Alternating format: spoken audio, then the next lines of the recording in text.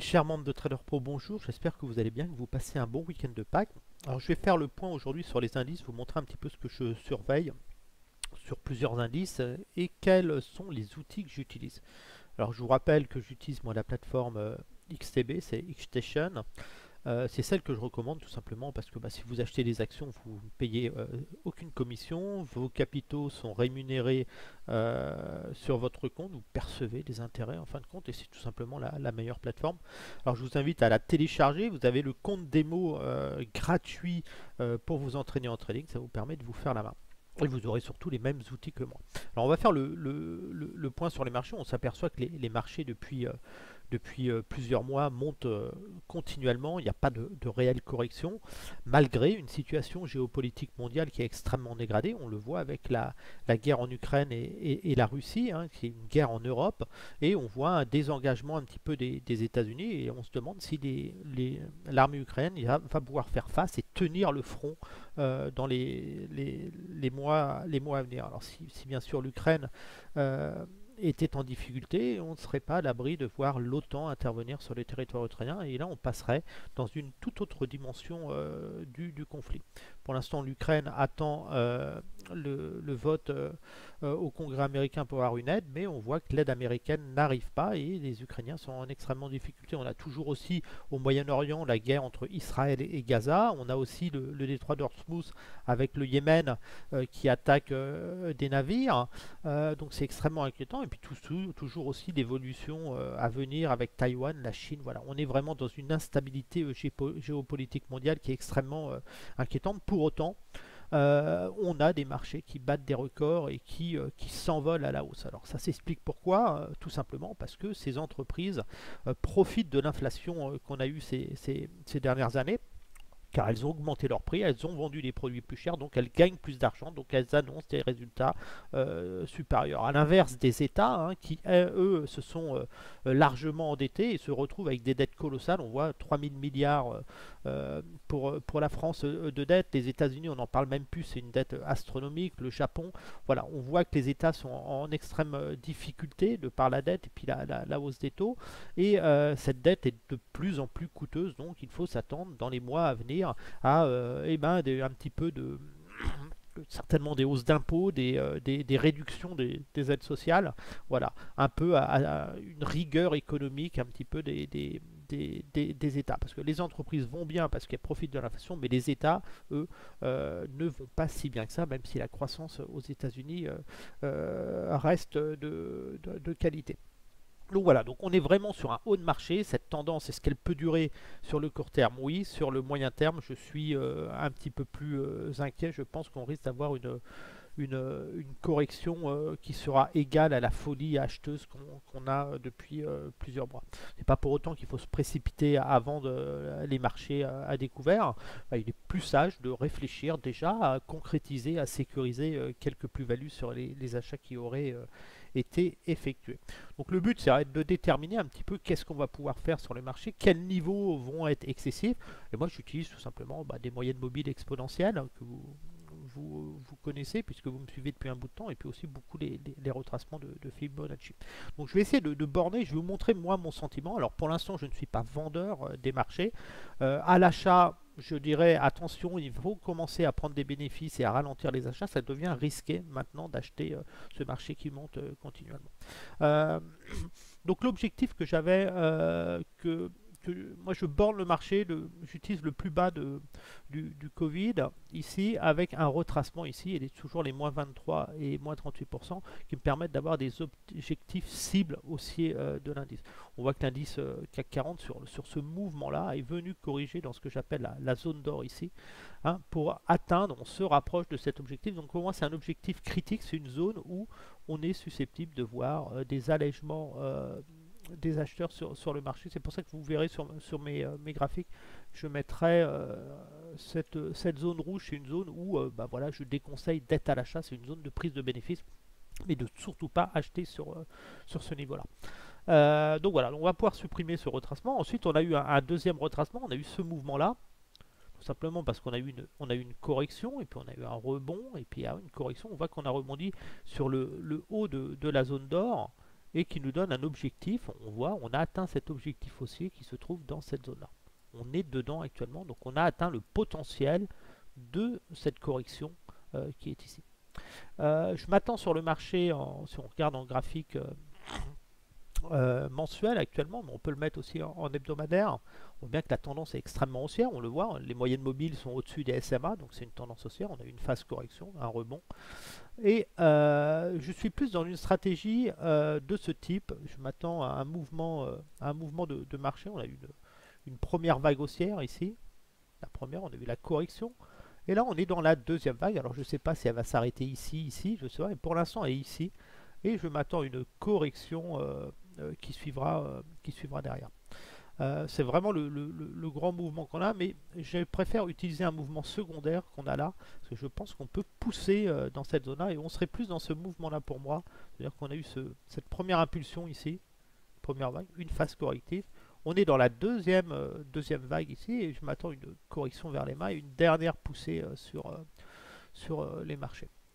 Donc actuellement, on voit que sur ce mouvement, ici, on a eu la correction, donc, et on a atteint l'objectif, donc on va pouvoir décaler ce retracement et utiliser le nouveau retracement. Ce qui veut dire qu'actuellement, si on zoome un petit peu, on est plus dans ce mouvement, dans cette troisième vague, qui est peut-être pas terminée ici, mais on voit que la zone d'achat de ce mouvement ici se trouve actuellement ici. Donc ça peut encore monter. Je pense que ça peut monter tout simplement parce qu'on est dans un mouvement décomposé ici. On a une première vague ici. On est vraiment dans ce dernier mouvement et on va avoir le dernier pic ici. Donc c'est un mouvement à l'intérieur de ce mouvement-là. Et après, on aura une correction. Donc là, je suis en train d'attendre tout simplement une correction, la future correction, un mouvement baissier de ce type par ici, qui va être déterminé par les moyennes mobiles horaires essentiellement ou H4. Donc pour l'instant, sur ce mouvement-là, on a atteint ce premier mouvement. On voit bien si on a eu ce premier mouvement ici, si on décompose, on a atteint l'objectif.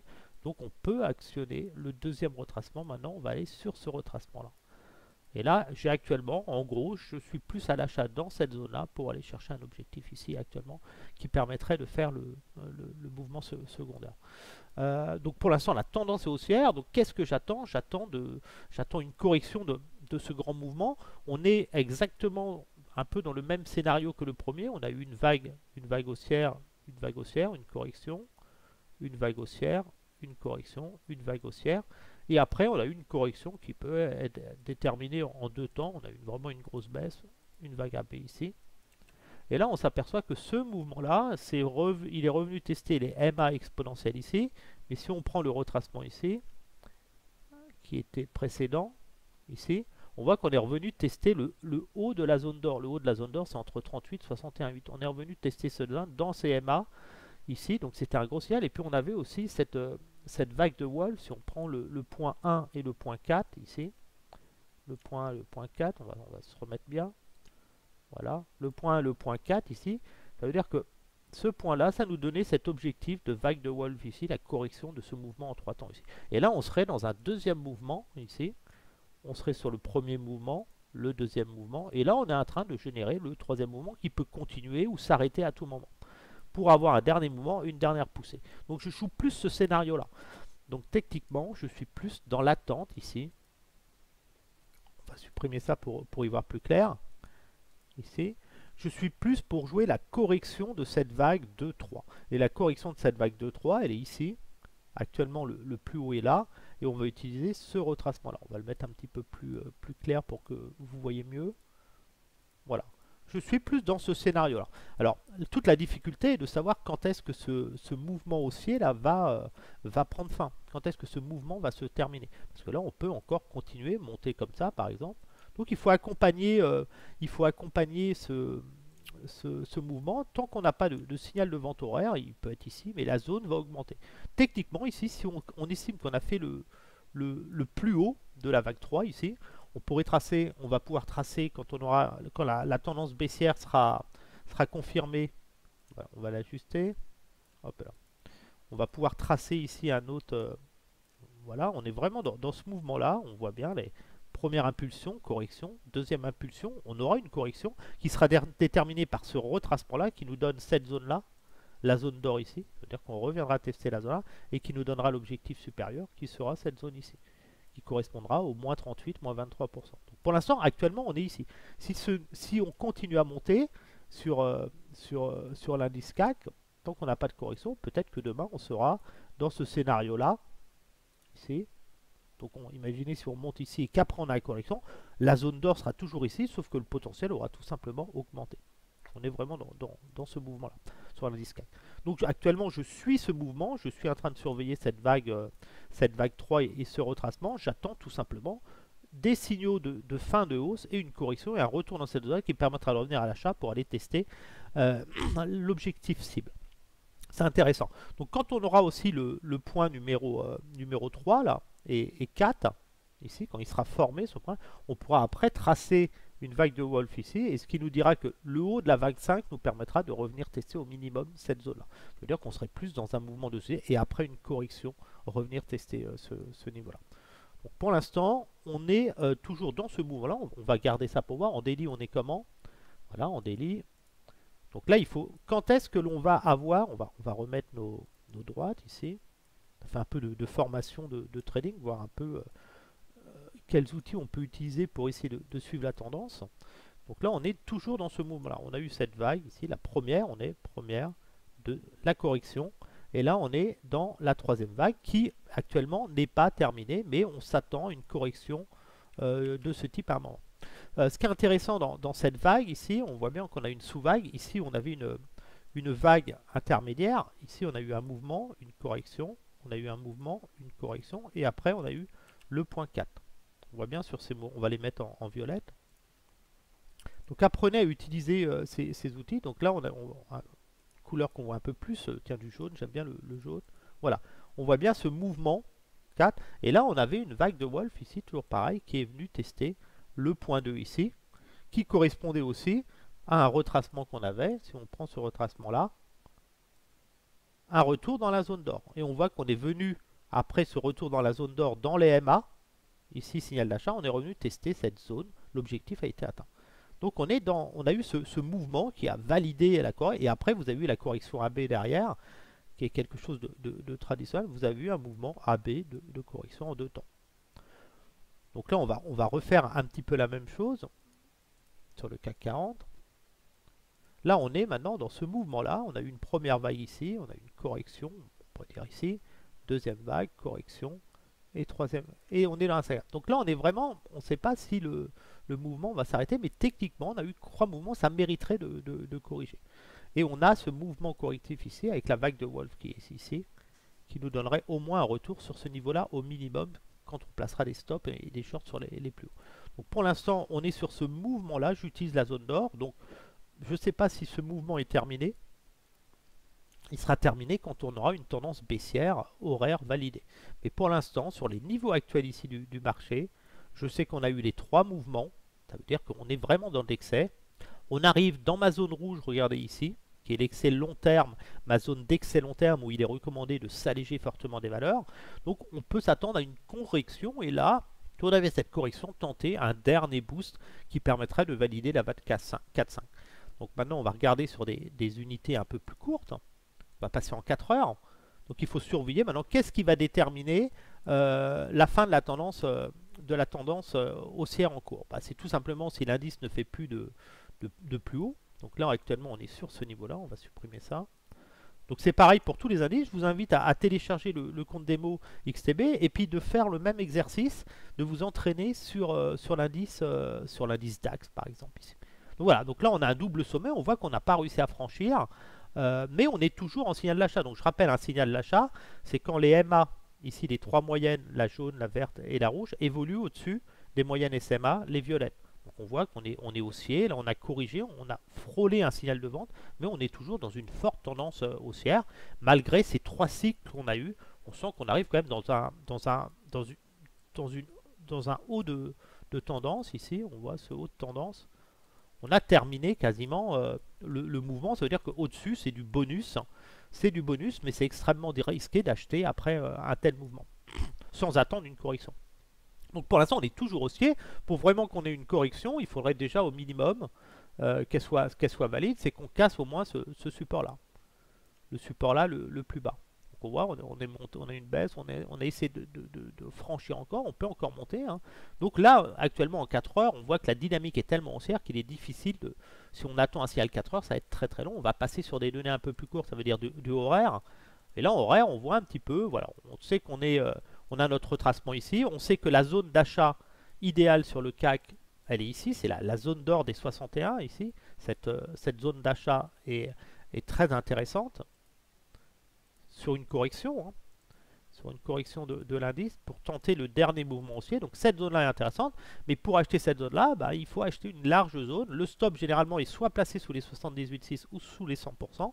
Mais voilà, généralement j'aurais plus tendance à me positionner si on a la correction de ce mouvement-là, une correction ici, pour aller chercher, je serais plus à jouer, à anticiper ce scénario-là.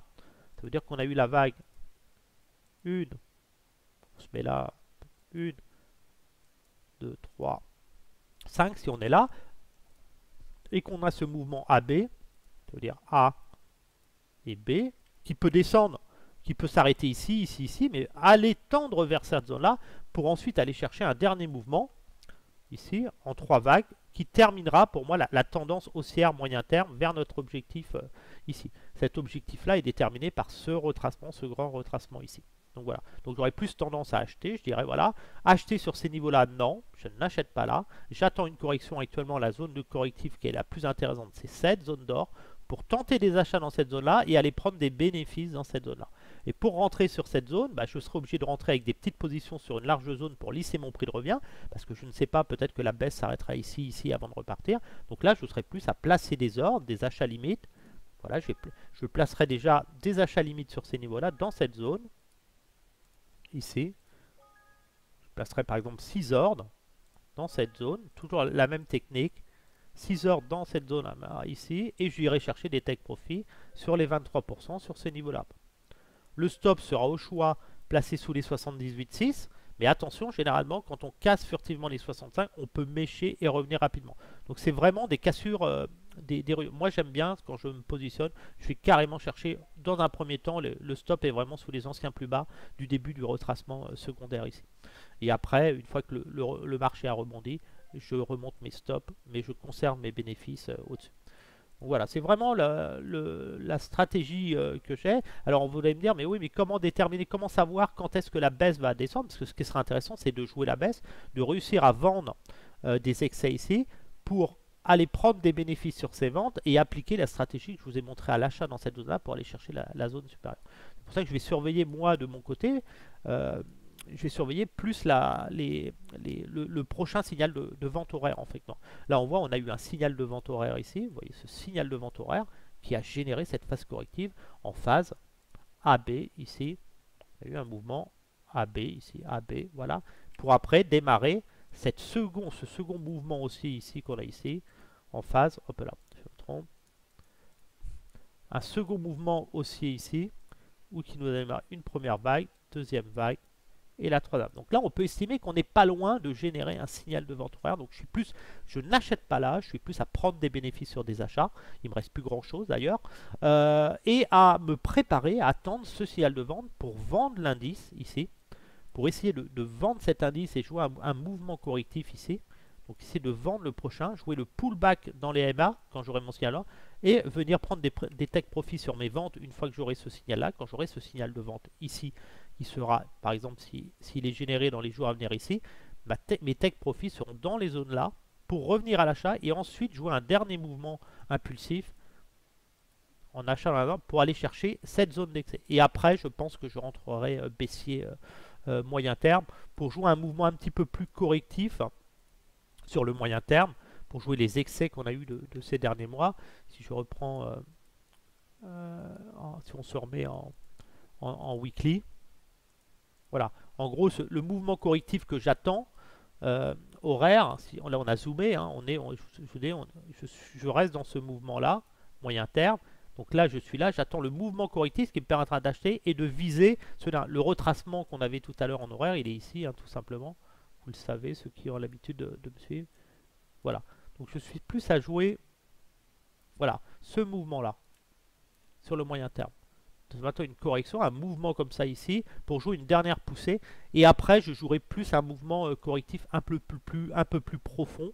Ça veut dire que je vais me baser sur un retracement beaucoup plus important. Je prendrai, une fois que j'aurai le plus haut, si le plus haut ici, je serai à l'achat ensuite sur l'indice CAC sur des niveaux beaucoup plus bas.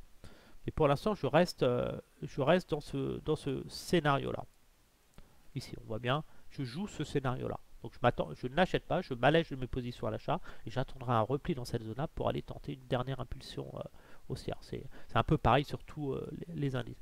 Si on prend sur des données un petit peu plus courtes en 30 minutes, comment on peut essayer d'anticiper, de chasser le marché. Voilà, on voit que c'est très fouillé hein, sur le marché actuellement. Là, on voit une zone de support importante. Mais voilà. Mais quand vous tradez sur du très court terme en 30 minutes, bah, par exemple, vous pouvez utiliser toujours les retracements. Ici, vous avez un mouvement à 20. Là, vous achetez la zone d'or et vous venez chercher vos bénéfices ici. Là, vous remontez puisque vous avez atteint l'objectif. Vous mettez là. Là, vous achetez la zone d'or ici. Vous prenez vos bénéfices ici. Là, vous êtes dans le mouvement là et vous accompagnez ce mouvement ici. Là, vous achetez la zone d'or ici. Et là, regardez, vous avez atteint l'objectif. Donc là, vous êtes dans ce mouvement-là. Maintenant. Et là, qu'est-ce que vous apercevez? On est venu dans la zone d'or. L'objectif est ici. Sauf qu'on a eu un excès de faiblesse. Regardez. On est en train d'échouer le rebond sur ce niveau-là. Avec un double sommet ici. Qui en plus... Dans ma zone rouge, vous vous souvenez, la zone rouge que je vous ai mis, la grosse zone rouge où il ne faut pas acheter, c'est le bas d'une zone d'excès. Donc là, on est peut-être en train de faire un mouvement d'inversion de temps. On est en train de débuter peut-être le signal de vente horaire que j'attendais. Donc voilà, donc ceux qui voudraient anticiper un signal de vente horaire, je le déconseille. Il faut mieux attendre le signal de vente horaire. Mais voilà, mais on sait que déjà, on est dans un haut de marché, qu'on va avoir une correction horaire dans les jours et semaines à venir. Donc il faut être attention. Donc voilà, donc les shorters, ceux qui vendent le marché, ils vont utiliser un retracement baissier maintenant, ici. On peut considérer qu'on est dans ce mouvement-là et que les vendeurs à découvert, eux, ils vendent cette zone-là. Ils sont en train de vendre la zone-là pour aller chercher une cible dans cette zone-là. Si on est en train de se battre en fin de compte. Le stop est placé au-dessus des 78 ou des 100. Et les acheteurs, eux, ils sont là. Ils sont sur ce mouvement-là. Ici.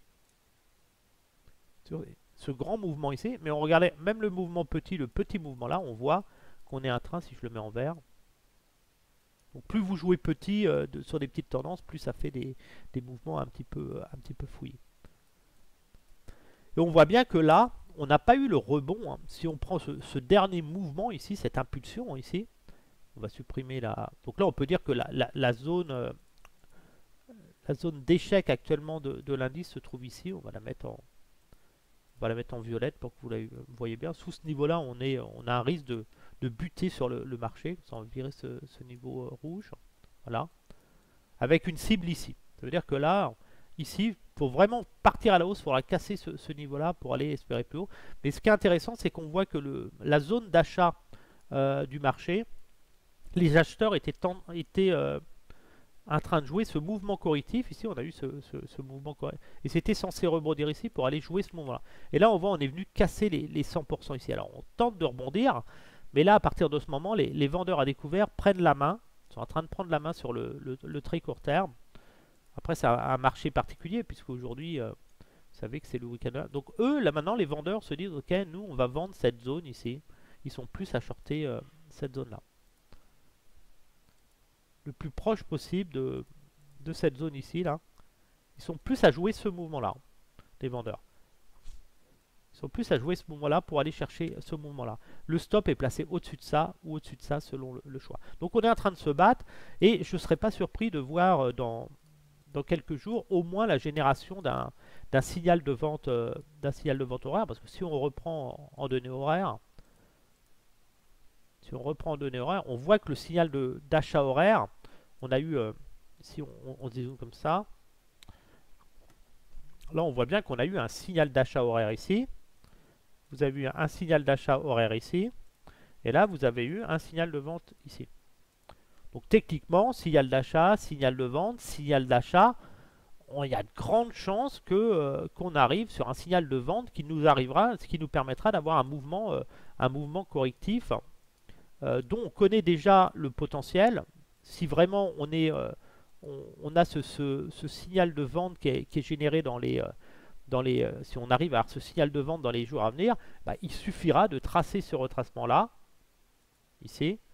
Vous seriez dans un retracement haussier, hein, puisque tant qu'on n'aura pas cassé ce point bas là, la tendance moyen terme ne sera pas changée, mais vous seriez dans un retracement haussier, on va le mettre en vert, ici. Ça veut dire que vous savez que s'il y a une correction et que vous restez à l'achat, c'est la zone là que vous achetez pour aller chercher ensuite ce niveau supérieur ici, qui terminera le mouvement que je vous disais, la 5e vague. Ça veut dire on est plus dans ce scénario là. Ici, j'espère être assez clair, hein, c'est assez technique. On est dans ce mouvement-là, ici, et on attend la fin de cette 3e vague pour aller chercher ce mouvement-là.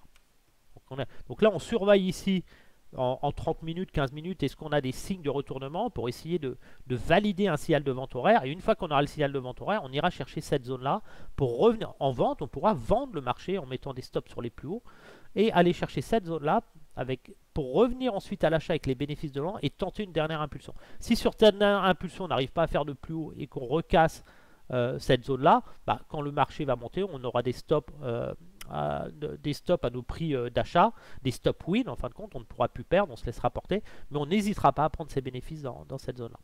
Donc voilà, je referai des petites vidéos techniques, mais voilà ce que j'anticipe sur le marché de mon côté. Donc pour l'instant, je suis plus à anticiper un signal de vente horaire, ça veut dire que là, la hausse sur la deuxième vague est faite. Là, je suis plus à vouloir prendre des bénéfices sur des achats et de me mettre en attente et à me dire, ok, je ne reviens à l'achat que sur correction sur la zone d'or de ce mouvement-là, hein, et je n'hésiterai pas à passer vendeur quand j'aurai un signal de vente horaire pour jouer une correction vers cette zone-là. Sur ce, je vous dis à bientôt. N'hésitez pas à échanger avec moi sur le groupe Facebook Trader Pro si vous avez des questions sur l'analyse technique ou quoi que ce soit. Et je referai des vidéos un peu plus d'apprentissage, c'est ce qui vous intéresse le plus. Sur ce, je vous dis à bientôt.